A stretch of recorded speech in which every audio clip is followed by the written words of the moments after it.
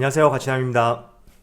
제가 여러분들하고 매번 주말 인사를 나눌 때마다 한 주가 정말 빠르다 이런 표현을 많이 썼었는데 실제로 정말 그런 것 같아요. 벌써 어느덧 주말이 되었고 또 4월 중순을 넘어서 이제는 4월 말로 향해 가고 있습니다. 그래서 오늘은 전반적으로 여러분들에게 LG 에너지 솔루션 이 종목이 올해 상장을 앞두고 있잖아요. 그래서 내가 2차전지 성장성과 관련해서 LG화학을 매수했다면 언제쯤 LG화학을 매도하면 좋을지 제가 세 가지 사례를 보여드리도록 하겠습니다.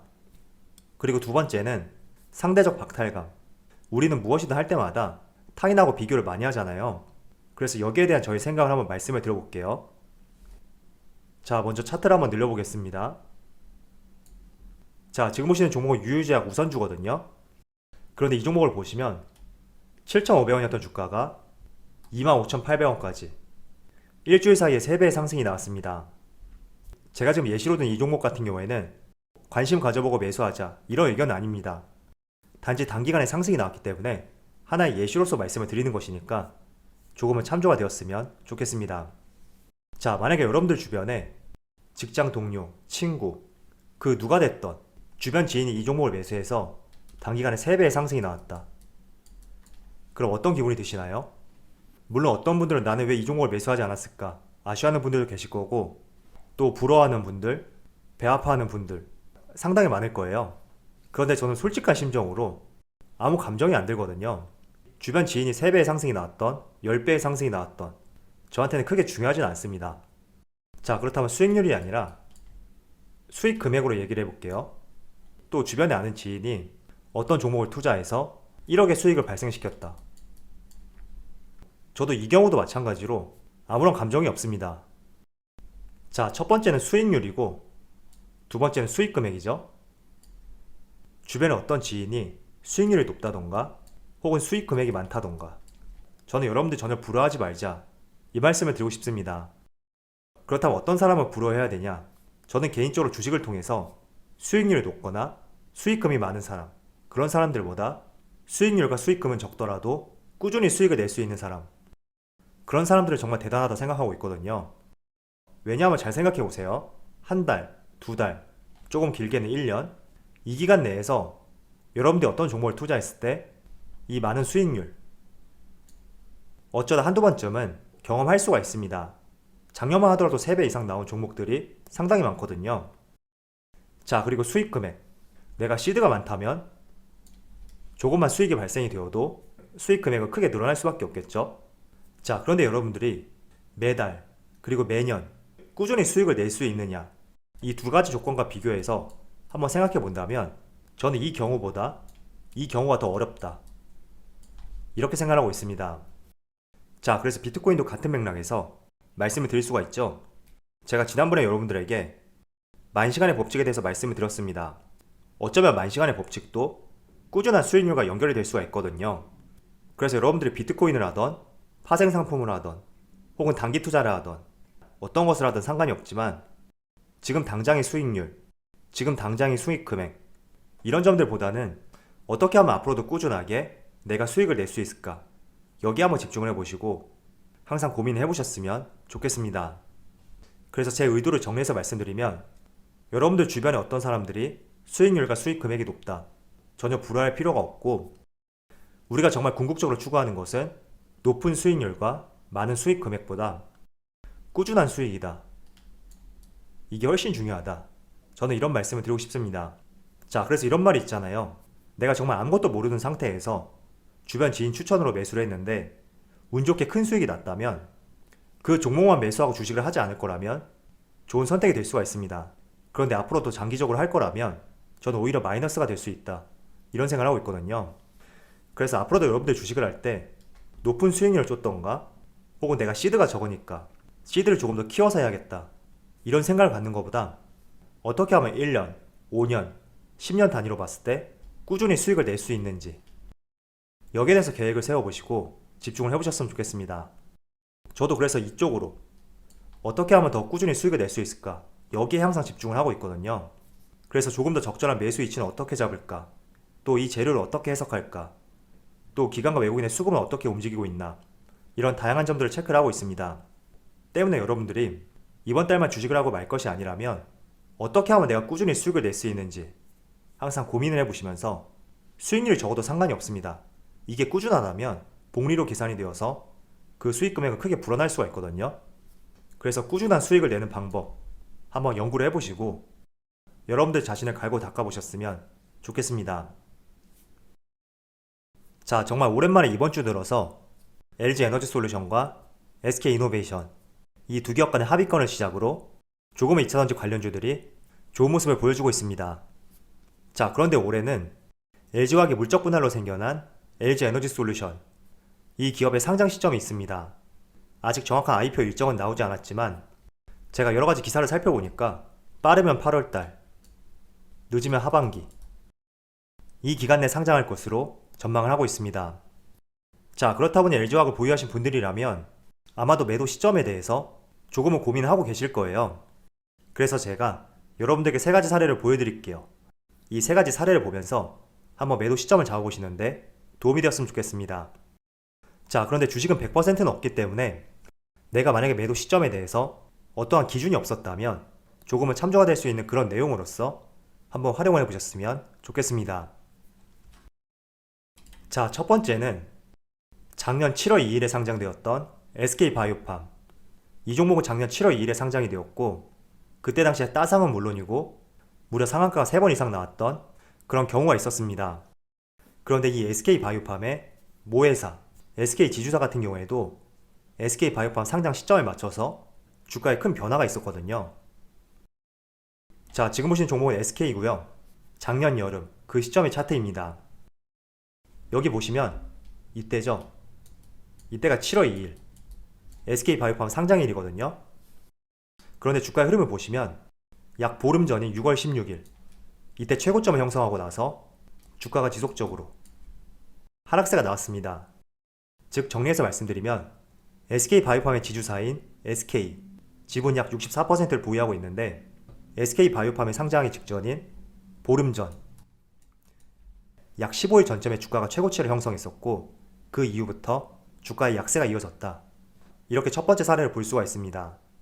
그리고 두 번째, 자, 지금 보시는 종목은 하이브라는 종목이에요. 처음 들어보신 분들이 계실 텐데 이번 주에 빅히트에서 하이브로 사명이 변경이 되었습니다. 그래서 제가 여러분들 이해하기 쉽게 빅히트라고 표현을 할게요.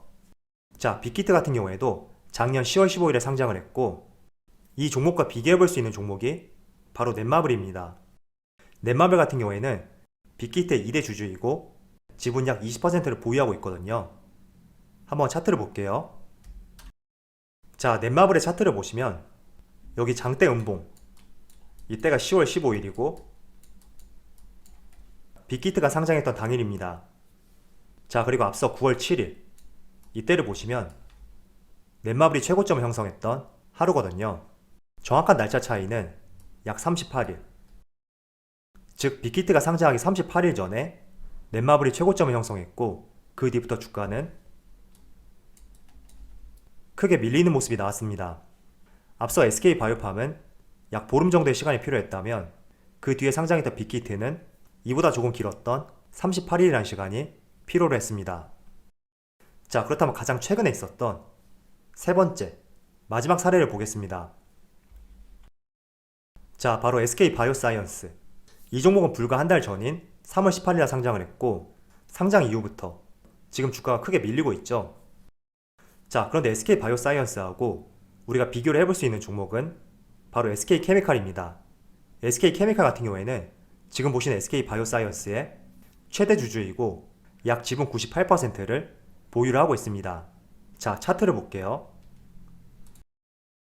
SK케미칼의 차트를 보시면 이때 장대 음봉이 나왔던 이 당시가 SK바이오사이언스의 상장 당일입니다. 3월 18일이었고 그리고 이날이죠. 2월 3일날 46만 7천원에 최고점을 형성했습니다.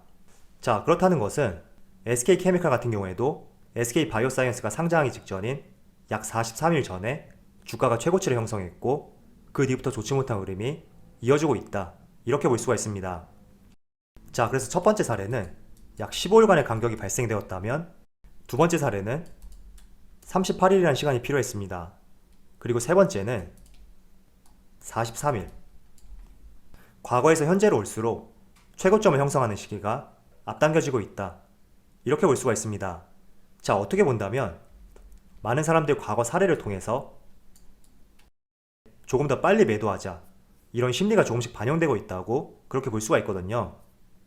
그래서 LG 에너지 솔루션도 아직 정확한 IPO 일정이 나오지 않았기 때문에 언제 상장한다고 볼 수는 없겠지만 이 기간을 벗어나는 범위 내에서 미리 물량을 정리할 필요가 있지 않을까, 저는 이렇게 생각하고 있습니다.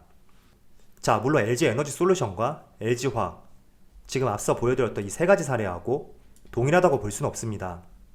왜냐하면 추구하는 사업 방식도 다르고 또 작년에 그랬다고 해서 올해도 그럴 것이다, 100%는 없거든요. 그렇지만 우리가 과거 사례를 통해서 어느 정도 참조하는 것은 항상 필요하다고 저는 생각하고 있습니다. 그래서 이 세 가지 사례를 보시면서 여러분들만의 계획을 세워보시는데 조금은 참조가 되었으면 좋겠습니다. 자, 그런데 LG 에너지 솔루션 같은 경우에는 이건 제 주관적인 생각이긴 하지만 어쩌면 나스닥에 상장할 수도 있지 않을까? 이런 생각을 하고 있거든요. 왜냐하면 쿠팡 상장을 통해서 많은 기업들이 미국 시장에 상장하는 것을 굉장히 선호하는 현상이 발생이 되었습니다. 그래서 LG 에너지 솔루션 입장에서도 2차전지 사업을 영위하기 위해서는 막대한 자금이 필요할 텐데 그 자금을 조달하기 위해서는 국내보다 규모가 큰 미국 시장에 상장하는 것이 어쩌면 더 유리할 수가 있거든요. 그래서 작년부터 나스닥 상장설이 조금씩 나오고 있긴 하지만 아직 정확한 일정은 나온 것이 아니니까 우리가 이 부분에 대해서 기대하기보다는 상장 직전에 언제 매도 시점을 잡아볼지 지금 세 가지 사례를 통해서 여러분들만의 기준을 한번 세워보셨으면 좋겠습니다. 자, 마지막으로 지난주를 돌아보면 코스피와 코스닥 모두 상승이 나왔고 과연 어떤 산업들이 상승했기에 지수의 상승이 나왔는지 조금은 궁금해하실 거예요. 그래서 조금은 도움이 될 수 있는 하나의 자료를 보여드리겠습니다. 날짜는 4월 12일부터 4월 16일까지 이번 주 동안이고요. 외국인을 중심으로 어떤 종목에 많이 자금들이 들어왔는지 순서대로 살펴보시면 가장 위에는 코스피죠. 이건 제외할게요. 왜냐하면 코스피는 종합이기 때문에 조금은 디테일하게 보기 위해서는 제외할 필요가 있을 것 같습니다. 그리고 대형주, 이것도 마찬가지로 제외를 하겠습니다. 그럼 그 뒤를 이어서 제조업, 화학업종, 통신업, 철강금속, 이런 산업들을 매수했거든요. 자, 그렇다면 업종마다 어떤 종목들이 포함이 되어 있는지 한번 확인해 보겠습니다. 먼저 철강금속, 그리고 순서는 시가총액 순서인데 포스코, 고려아연, 현대제철, 동국제강, 이런 종목들이 포함이 되어 있네요. 자, 그리고 뒤를 이어서 통신업. 자, 통신업을 살펴보면 SK텔레콤, KT, LGU+, 우리가 흔히 알 수 있는 기업이고 주로 대부분이 SK텔레콤 쪽으로 자금이 많이 몰리지 않았을까, 이런 생각을 하고 있습니다. 왜냐하면 지배구조 개편 이슈가 있었고 정말 하루가 멀다 하고 외국인이 가장 많이 매수하는 종목 중에 하나거든요. 자, 그렇다면 이번엔 화학업종을 한번 찾아볼게요. 자, 화학업종 상위권에는 LG화학, SK이노베이션, LG생활건강, 이런 종목들이 포함이 되어 있고 업종은 화학으로 분류가 되어 있지만 그래도 2차전지 관련 종목들, 지난주에 흐름이 상당히 좋았잖아요. 그래서 외국인들의 매수 상위 업종을 보게 되면 이번 한 주 동안에 어떤 업종이 상승이 나왔는지 한번 체크해 보시는 데 도움이 되었으면 좋겠습니다. 그리고 마지막으로 제조업 같은 경우에는 사실 제조업도 조금 포괄적인 이야기거든요. 그래도 한번 찾아볼게요. 자, 제조업도 보시면 코스피 시가총액 상위 종목들이에요.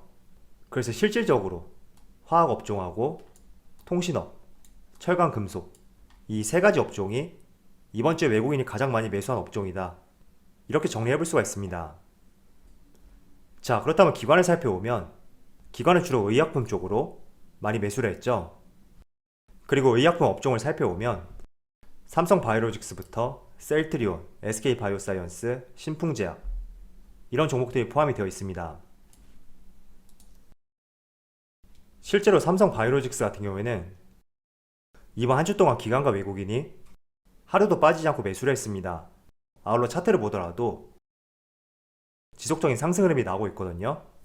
그래서 이게 다음 주에도 이어질지 모르겠지만 전반적으로 이번 주만큼은 기관의 의약품 업종 중에서 삼바 종목을 가장 많이 매수한 것 같습니다.